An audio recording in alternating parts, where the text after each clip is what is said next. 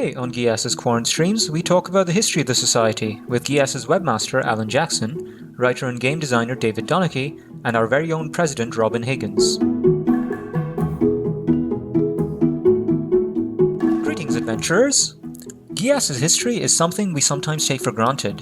At university, where most societies have an institutional memory equal to the length of the average degree program, committees and society membership can turn around dramatically every 4 or 5 years. But at Geas, we're fortunate to have a number of life members from back in the earlier days of the society, as well as an archive of material chronicling what this society, and indeed the hobby of role-playing, was like a generation ago. In this episode of the podcast, I spoke to two of Geas' life members, Alan Jackson and David Donachie, about what the society was like back then, as well as our new president, Robyn Higgins, about how we're going to be stewarding this history going forward.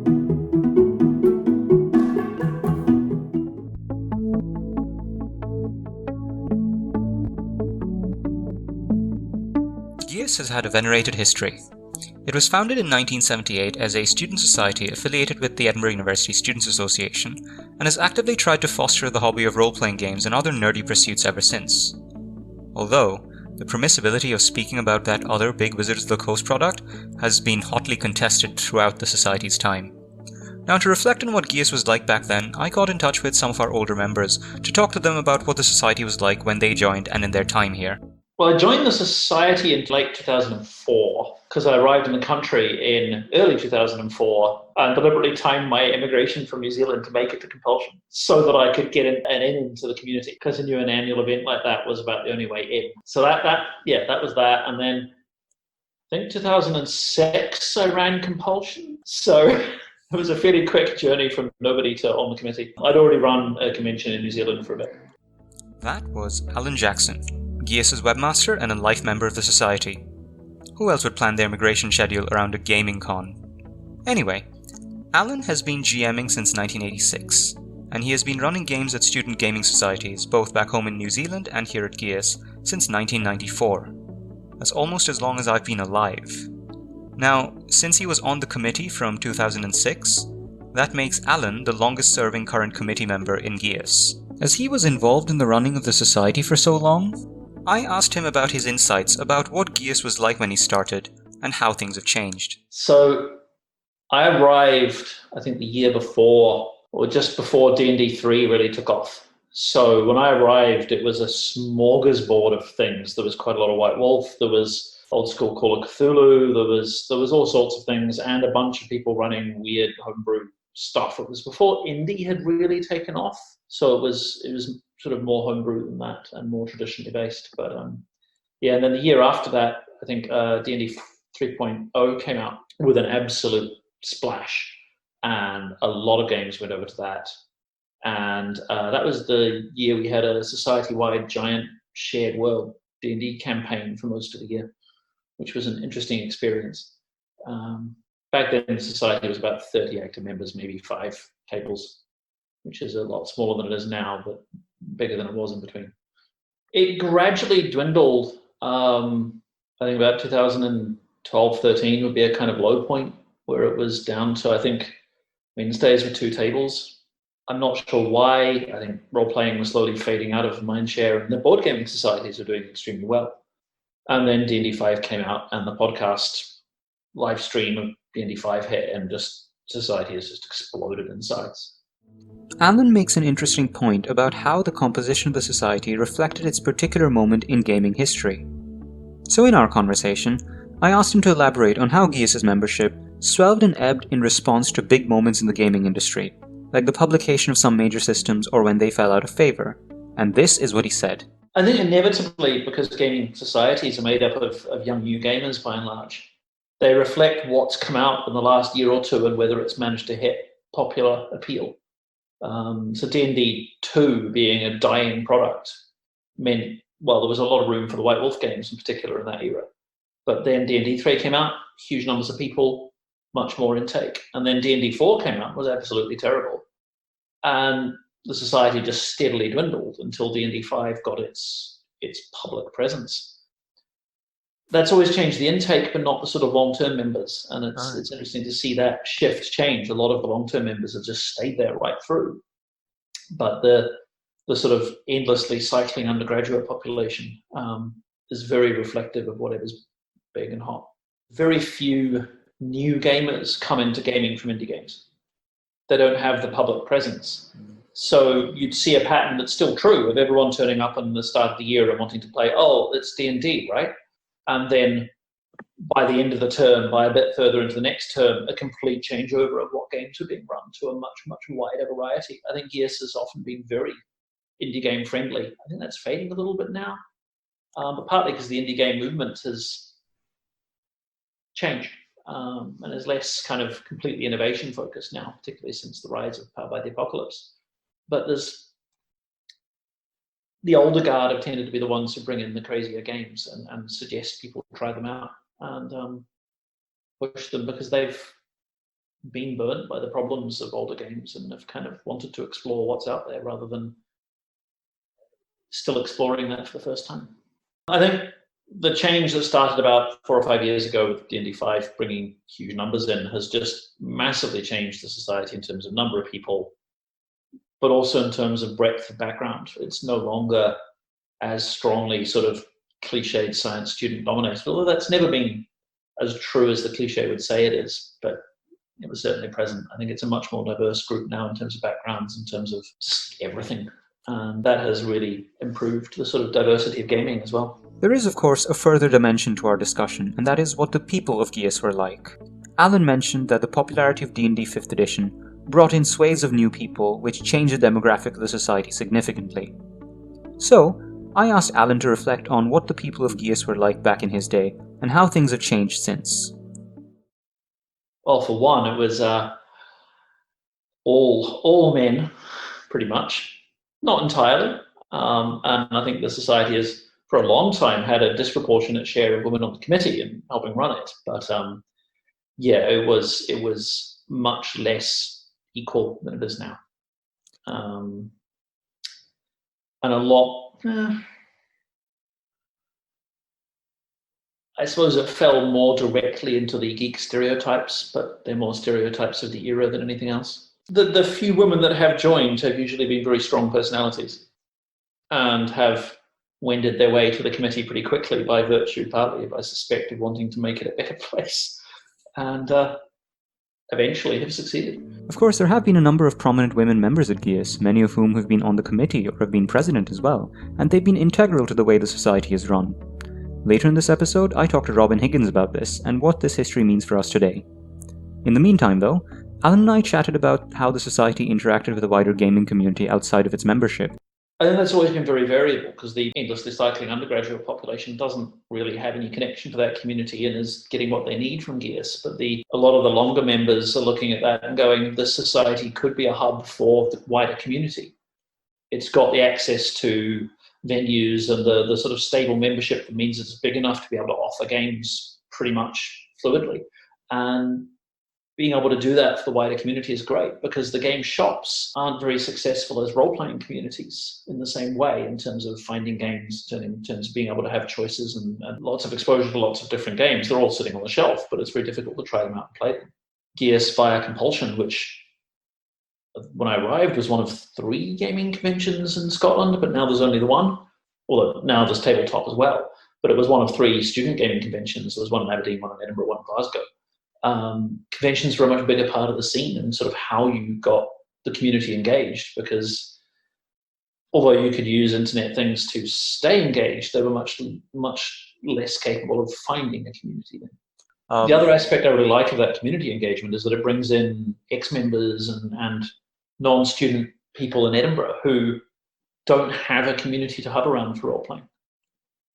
Compulsion, to some extent, acts as the place where they actually meet in person and get to rearrange who's in what games and all that kind of thing. It's a community purpose much wider than just for Geas. Although Alan was never a student at Edinburgh University, he was in student gaming societies for a greater part of his life, and his experience of them have clearly characterized them as something that is the bleeding edge of gaming. You have a lot of young new gamers and new people to the hobby coming and trying it out for the first time, and over time, they become the next generation of game designers and writers. Kat Tobin and Gregor Hutton, who are 2 alumni of Geas, have gone on to become prominent names in game publishing. So, Geas' community is one that is not just its membership, but has its own symbiosis with a much wider ecosystem. And speaking of symbiosis, up next, I had a conversation with another life member of Geas about what the society's place has been within a wider gaming community, and later we have Geas' current president, Robyn Higgins, on what this means for the society going forward.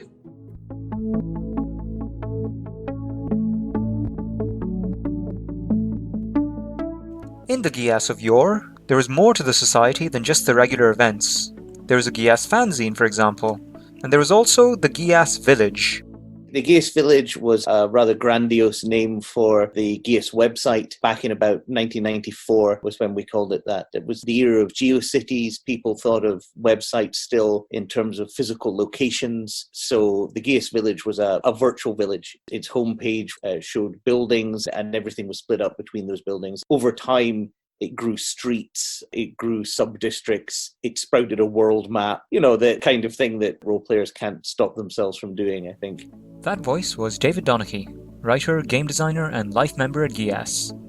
David was the chronicler for the society back in 1993, and he was responsible for compiling the fanzine and setting up the Geas website, or the Geas Village. As he was the society's chronicler, I spoke to him about Geas' history, and in particular, what the Geas Village was. The Geas Village was a hub for all the stuff that we wanted to do for Geas then, and it was run by me through USA. At that point, USA provided simple web space for societies.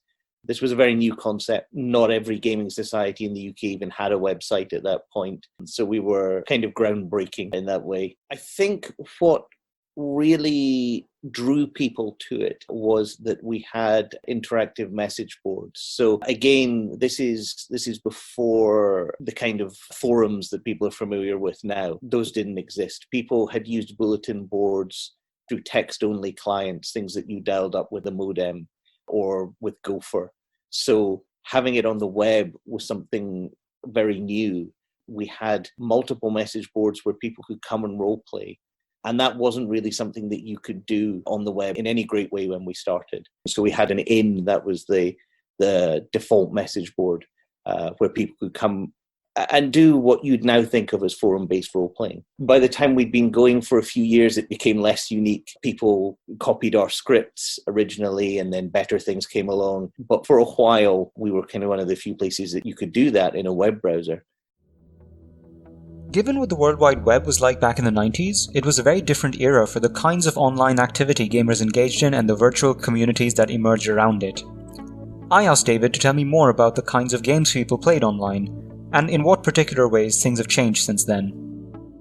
There were a few options, but they were mostly text-based things like muds and mushes. You would use a mud client or a mush client. You would log into a text-based world, and you would usually very freeform roleplay. The mushes especially tended not to have any rule systems. Muds often had a combat system and nothing else, but you weren't role-playing with a large group, and you weren't role-playing generally in a logged way, and that was very much it. I imagine just before my time there had probably been dial-up bulletin board role-playing games, I suspect, but muds and mushes which didn't require you to dial into them specifically, so they used the internet instead of a dedicated phone line. They'd killed off the bulletin boards almost instantly. And I think one of the reasons that people really were flocking to the boards that we ran was because if you were a university student, say, and you went to a university computer lab, you didn't have a mud client or a mush client on hand, maybe unless you brought it on a floppy disk, but you would have had Mosaic even. You would have had Mosaic, so you could visit our boards and you could take part from anywhere. And technology moved past it. By the end of that decade, you had forums. Web forums were everywhere. You had the beginnings of multiplayer online gaming had come in. There were a lot more options. It's difficult now, I suppose, because there's so many more venues, I think, for people to do things now. But there's also a sense of fragmentation, maybe, in all of that. As games disappear into, say, Roll20 or Fantasy Grounds or whatever, they are invisible to the people who are not participating in them. And I think what was maybe so nice about the kind of authenticationless public role-playing that we were providing back then was it was very easy for people to come and join in. And a lot of the people who did join in hadn't really role-played before. They just came and read what was happening on the boards and thought, oh, I can do that. That was David describing how the Geas Village presented a publicly visible, open sort of role-playing where players shared with an audience what goes on at their table. If this idea sounds familiar to you today, then you're not alone. David had the exact same thought when reflecting on how this anticipated some of the most popular trends in the tabletop gaming hobby today, and how this has the potential to reach newer audiences. We've seen, I think, in the last 5 years, how amazingly expanding of the role-playing hobby all of the streamed D&D games have been, because again, they show people what they could be doing. Then they have their downsides, obviously. If you spend all your time watching high-budget voice actors, you might get a wrong impression of what the average tabletop is like. But I would love to see us be able to just show people that, like we do physically with our taster sessions. It'd be nice to feel that you've got that inclusiveness, that it's really easy for people to just come and join in this hobby that we all enjoy so much. Although it is a bit ambitious to suggest that the Geas Village preempted Critical Role, it nevertheless did fill the same niche as a space where tabletop nerds like us could enjoy this hobby as part of a wider community. Now, this community wasn't just restricted to Geas' members. One of the things that David and I talked about was how the website was more than just a series of messaging boards or web pages, but it was about a spirit of sharing and community. Indeed, the Geas Village made our society into a community that was open and outward-facing. So as we concluded, David and I talked about how it perhaps took the village to raise a community of gamers. We didn't just have people from Geas using, we had people from all over the country. And we facilitated games for people. So they would ask us, could we have a board for our game? Could we have a board for our LARP? And so we provided space for, say, the Camarilla ran games using our message boards. I think what it did was it really helped us create links between ourselves and other societies. Now, I think we're very familiar with maybe every society has its own website and its own members. And although we have things, say, like Orc in Edinburgh that are aimed at bringing in a wider group, primarily each kind of gaming club is mostly about its own members. But then, because we were building links to other societies, I mean, there was no, this is pre-Google, of course, so there are no search engines to find things really. So it was all kind of word of mouth, but link sharing between websites. And so we had to go out and build links with other people. And so I think there was a feeling of being part of a quite a large community. I don't think there's anything wrong with societies kind of, or clubs focusing more on their own memberships. I mean, there's so many outlets for people, but then it felt very different. It felt like we were kind of breaking ground in a network of groups and societies, I think. But no, it was very kind of free for all. I think in a way, the closest thing now would be kind of the feel you get out of some Discord channels, really. Now, as a result of this, I'm talking about history, it was immensely popular, and we had quite a lot of trouble with USA and with University Computing Services, because back then, the web being in so much of its infancy, the traffic that we generated was a very significant proportion of the traffic that the university was receiving. I think society as a whole was kind of quite proud of that at the time. You know, we'd made something that people really wanted to come and see. Certainly, in the earlier years, there was very much a sense that we were lucky in what Edinburgh was providing to us, and that not every society around the country had a resource like that. So we were making things available. So as well as the boards and things, we hosted game texts for people. people who had written rules for games that might say have previously only appeared as a photocopy that you could order through the post or maybe in a fanzine. We had a library of game texts like that, rules that people had written, world backgrounds. And there was very much a sense that we were providing a service for groups that just didn't have that kind of facility. So that is a brief history of Geas' place in Edinburgh's gaming scene. But the important thing about any history isn't just what came before, but where any community goes with it since. So whom better to ask than the person in charge? I think that's one of the things that I'd like to get back to this year. I think that we've been doing really well creating a community within Edinburgh University and obviously our older members. And we have a very large community that come to compulsion every year. That's Geas' President, Robyn Higgins, reflecting on my conversations with Alan and David, and on what aspects of Geas' history in Edinburgh's gaming community she wants to go back to this year. But one of the things that I've been thinking about implementing this year is getting a designated person to work on community outreach, going to different gaming shops and maybe liaising with the other gaming societies that are in the other universities in Edinburgh, and maybe organising some events or some one-shots where we can collaborate with other societies.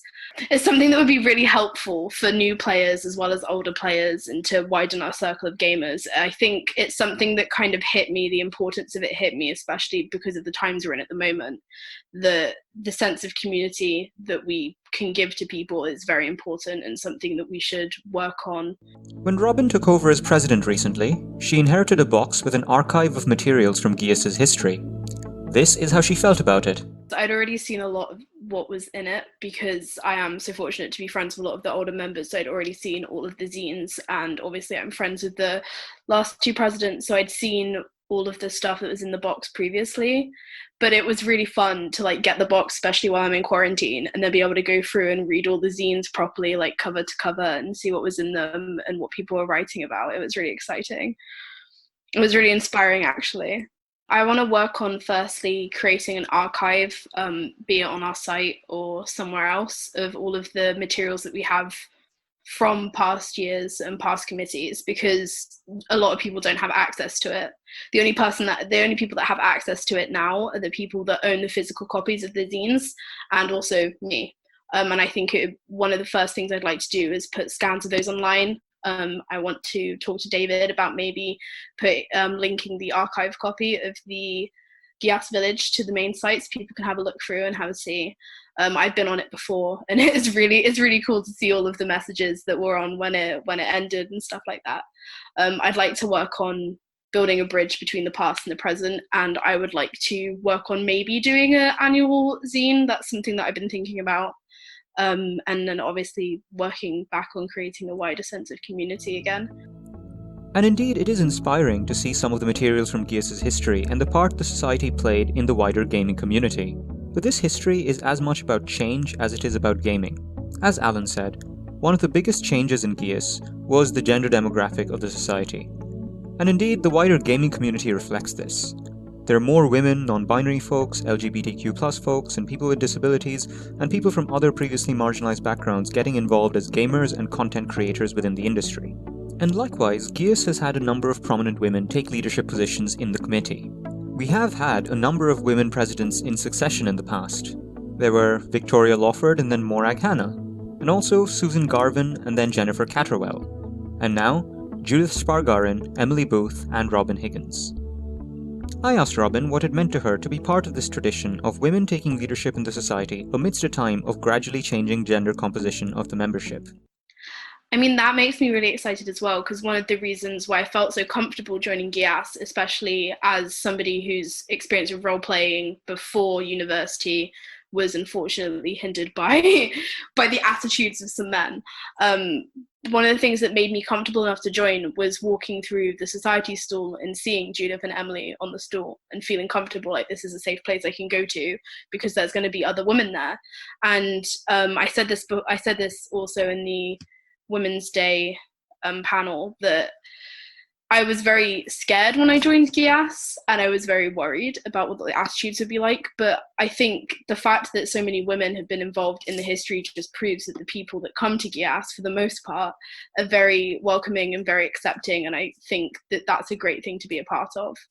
A community that kind of goes against the stereotypes of gamers and is more inclusive. And I think that's amazing. And that's one of the things that I'm proud of being a part of last year, was implementing so many things that kind of pushed forward inclusivity and widened the gaming space by allowing more people to feel comfortable.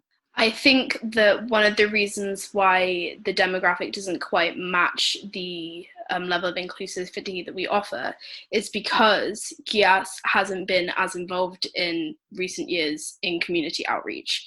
When we have compulsion, we get a much wider variety of people come and attend because people know about compulsion. It's a big thing. But Geas, people know about it who are students and who have been already attending Geas or through word of mouth, which is why I think it's so important that this year I'd like to focus on maybe connecting with other societies, creating events where people can meet like-minded gamers, and letting people who've never roleplayed before feel like they can have a space where they can come and try it out, which could probably get people who've never had the opportunity to roleplay to come and try. My kind of attack plan is twofold. Firstly, this year I have a plan to try and get back the voting of non-student members, which will encourage people who have not been attending as much because they don't feel like they have a say in the society anymore to come back. I think that's a very important thing. I think I even said it in my pitch to be president, that was something I wanted to work on. I think this year, as a trial, I'm just going to appoint someone that isn't an official committee member to try and work on community outreach, go around some gaming shops and let them know that Geas is something that they can tell their customers about. I'd like to reach out to Heriot Watt and Napier. I'd like to arrange some smaller events, maybe encourage those other societies to come to our one-shot events. I'd like to work on doing some flyers for our events and letting people at the university that don't know about Geas know that we're there and that we're a space they can come to.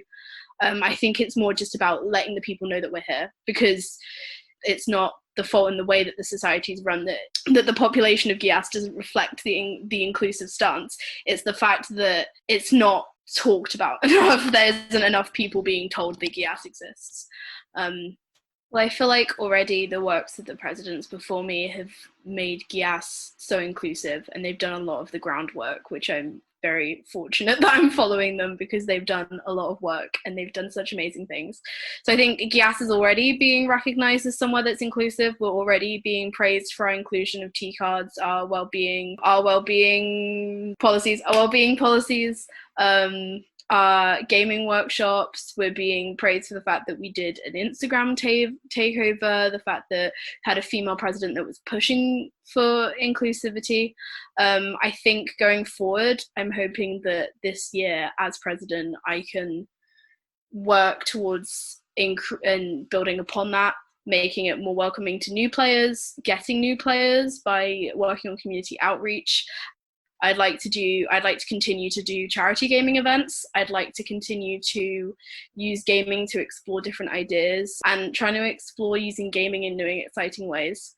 I'd like this period of Geas to be remembered as a period that kind of moves forward and recognizes the past. I feel like Chips. Chips is an awful band that was brought to us by the lovely Judith. I think that's a good analogy for Geas. We all recognize the inherently problematic lyrics of Arabian Night, and we all recognize that, and we've all moved forward and moved past it. So I think that's a good analogy for Geas. We all recognize there's problematic issues in the gaming community, and we're moving forward. And that's what we do with Chips.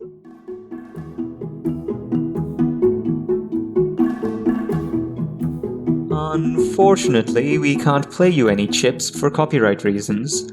But this brings us to the end of the second episode of the Quaranstreams Podcast. I'd like to thank my guests for this episode, Alan Jackson, David Donachie, and Robyn Higgins, for their lovely insights and outstanding conversation. The music on this episode was Wholesome and Deliberate Thought by Kevin MacLeod, details and attributions in the description, along with links to the things we talked about today. You can get in touch with us via email at geas.committee@gmail.com or via the Geas Facebook page, Discord, or at Geas Edinburgh on Twitter. My name is Vivek Santayana. I am at Vivek Santayana on Twitter. Thank you so much for tuning in to Quaranstreams, where quarantine is about the friends we make along the way.